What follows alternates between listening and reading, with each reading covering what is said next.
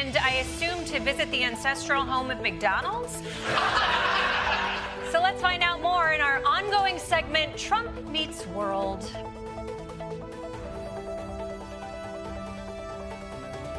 International humiliation, one after another. As we said, Trump is in Scotland right now, seeing as his favorite island destination has been shut down.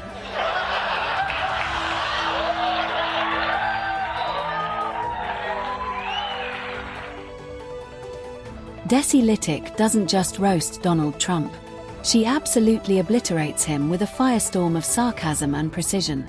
Armed with wit sharper than his ties and zero tolerance for his circus of chaos, she tears into his ego, blunders, and fantasy policies like a pro. Every moment of bravado becomes comedy fuel.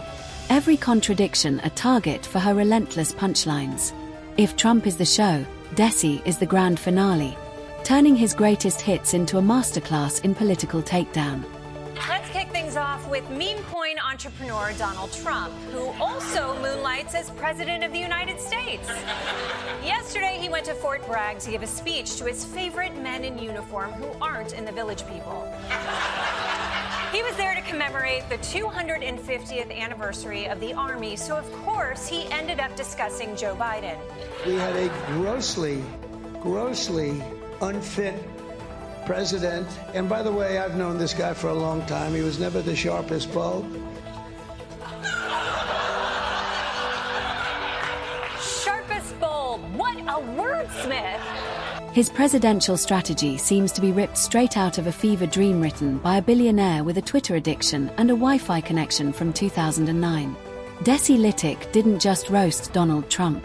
She deep-fried the whole ego casserole and served it with a side of his own ridiculousness, because there's no better way to season a roast than with facts dipped in absurdity and irony marinated in narcissism. Finally, Donald Trump is going to release the Epstein files. He is the only president with the courage to... Hello? President said what? It's like I've always said, enough with the Epstein files, all right? Just move on already. I've been watching Fox News for 253 hours straight, and I'm ready to Fox-plain why the Epstein files are a massive scandal that MAGA patriots everywhere must stand up and... So, here he is again, standing at the podium like a human gold-plated trophy to bad decisions. Chest out, chin up, hair defying both gravity and logic. His speeches now resemble the ramblings of a motivational speaker at a timeshare seminar who just discovered energy drinks 5 minutes ago. It's like watching a reality show where the main character doesn't know they're not supposed to be the comic relief. Yeah, it's official. America's elected its first criminal president before electing its first female president. What a day for proud felonists. What the actual America? We have had 2 qualified, accomplished women nominated for president, and both times they lost to the worst man in the whole... Desi took one look at his latest executive orders and said this isn't leadership. It's cosplay for people who think The Apprentice was a constitutional requirement. Because somehow, in the midst of actual crises, Trump decided that what America really needed was another press conference with the nutritional value of cotton candy and the coherence of a squirrel on espresso. It. She's up in the polls, she's raising tons of money, she collected the white man infinity stone. It all poses a big problem for Donald Trump, who's been trying everything he can think of to stop her ascent. He's been insulting her race even more, insulting her gender, even more race stuff. He strutted into office like a man auditioning for a role he already failed at 4 years ago, this time with more sequins and less shame. His policies are basically Mad Libs written during a sugar crash. One moment it's about saving the economy, the next it's a full-blown tirade about toilets that don't flush enough. At this point, the White House is less an institution and more a reboot of a show nobody asked to bring back. Thinking a secretive billionaire's private sex island sounds kind of intriguing. Wrong. Are you still talking about Jeffrey and Epstein? This guy's been talked about for years. This is old news, and not in the fun Benghazi sort of way. Biden tripped on the stairs as recently as 2 years ago. And what about this salacious scandal? The auto pen, which is, by the way, I think the biggest scandal. That's the scandal they should be talking about. And Desi, she didn't flinch. She dug through that treasure chest of absurdities like a comedian on a scavenger hunt for punchlines. Trump's climate change policy, if you can even call it a policy, reads like a bedtime story told by someone who thinks the Earth is just having a hot flash. Forget scientists. He treats meteorologists like fortune tellers who got it wrong again. Meanwhile, the planet's literally sweating like it's trying to escape the conversation. You've got a guy here who builds walls faster than he builds coherent sentences. And then there's his economic genius. Yes, the master of the budget who treats debt ceilings like pinatas at a 6-year-old's birthday party. Trump looks at deficits and sees a challenge, not to fix them, but to see how large he can make them before someone notices. His financial plan seems to revolve around shouting, "It's the best ever," until the numbers politely agree to be fake. And during his campaign, Donald Trump promised that America would be climbing the respect charts again. Under my leadership, America soon will be respected again, very quickly respected like never before. America will be respected again and admired again. If we win, America will be feared and respected again. Oh, yeah. Remember Trump's garbage era when he wore a garbage costume and drove up in a garbage truck? And it was like, yeah. When Desi ripped into his infamous statements, no quotes necessary, you could almost hear the sound of logic wheezing in the distance. Because Trump's idea of diplomacy is threatening war in the morning and asking for Nobel Peace Prizes by lunch. 1 minute he's best friends with a dictator. The next he's tweeting like a heartbroken teen who just found out their prom date bailed. Every international summit he attends feels like a rerun of a sitcom that can't decide if it's satire or horror. Trump walks into global meetings like his at a Vegas buffet, grabbing attention with the subtlety of a foghorn in a yoga class. And Desi Lydic, she's there with a fork, poking every overcooked metaphor that falls out of his press briefings. Because Trump treating a deadly pandemic like a branding opportunity is the kind of parody that shouldn't have existed outside late-night sketches.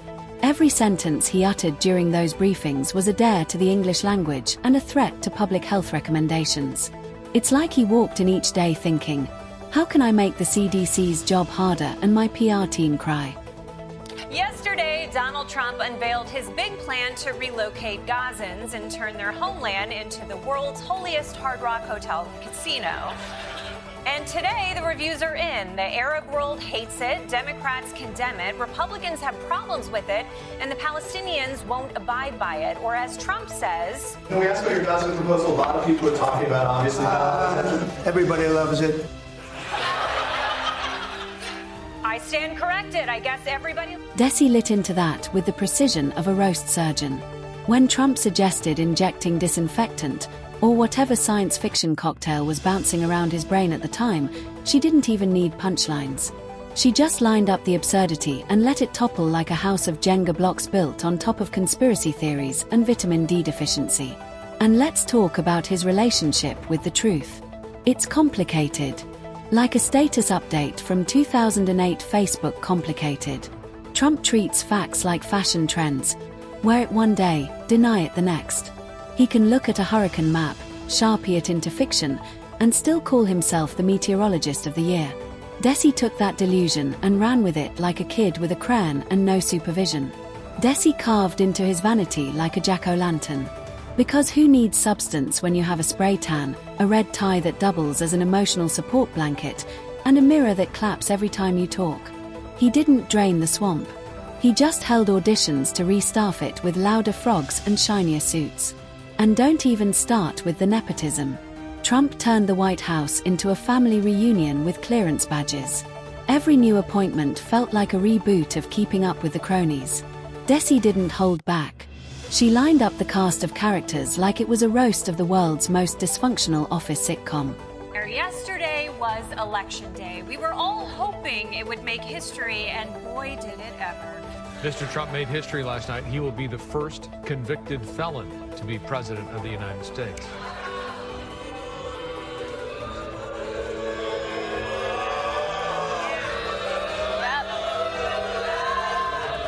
When it came to women's rights, Trump's policies read like they were pulled from a time capsule buried under a steakhouse in 1952.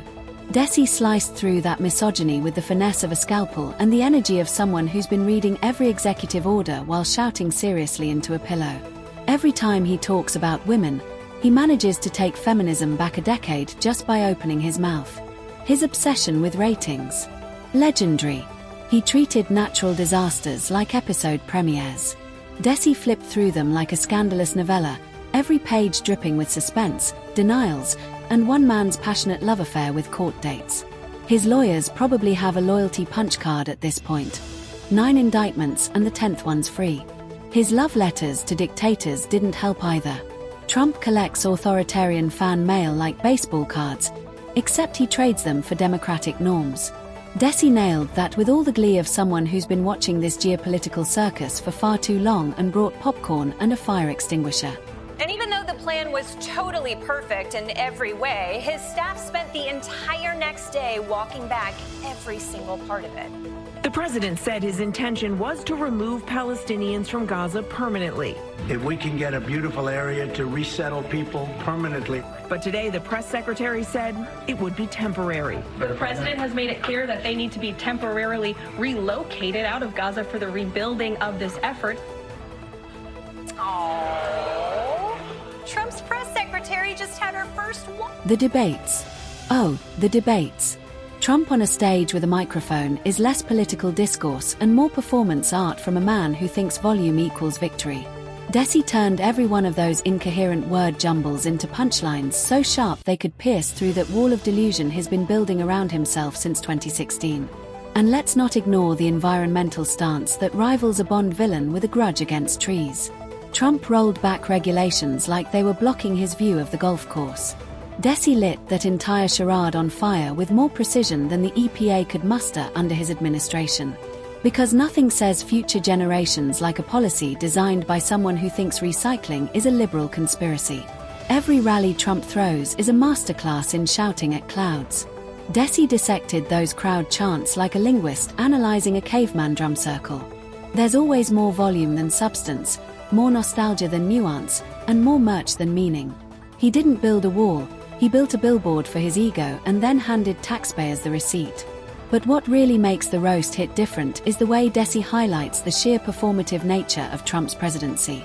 Every moment is a stage, every camera a mirror, every sentence a setup for applause, whether or not it makes sense. And most of the time, it doesn't. She doesn't need to exaggerate. She just connects the dots and lets the ridiculousness spiral. Trump wasn't there to talk about Joe Biden. He was there to talk about America's proud military history. And that went great, too. Recently, other countries celebrated the victory of World War I. France was celebrating, really. They were all celebrating. The only one that doesn't celebrate is the USA, and we're the ones that won the war. Without us, you'd all be speaking German right now. Maybe a little Japanese thrown in. Okay, I know what you're thinking. Why would we be speaking Japanese when they were on our side? And his social media presence, like a digital tantrum on repeat. Every post is a diary entry from the land of alternate realities and unfiltered brain static. Desi flipped that feed into a roast buffet, taking every typo, every misspelled enemy, and every self-congratulatory meme and roasting it like it was the last turkey on Thanksgiving. He treats international allies like guests at a dinner party where he's the only one allowed to eat. Trade negotiations. More like emotional roller coasters disguised as press briefings. Desi turned those moments into punchlines with the ease of someone who's watched him contradict himself so many times she can play bingo with it. Even his health reports sound like they were dictated by a fairy godmother with access to Photoshop. The man's entire brand is built on denial, distraction, and delusion. And Desi lined up every piece of that facade and peeled it off like wallpaper in a haunted house. Desi didn't destroy him in one blow. She chipped away at the marble statue of ego until all that was left was a wobbling bobblehead clinging to its own mythology. And the roast? It's far from done, because there's always another golf trip charged to the taxpayers, another flag hugged like it's a long-lost teddy bear, another scandal wrapped in a press release. And Desi, she's still sharpening her comedy blade. Let's just say the tanning spray hasn't dried.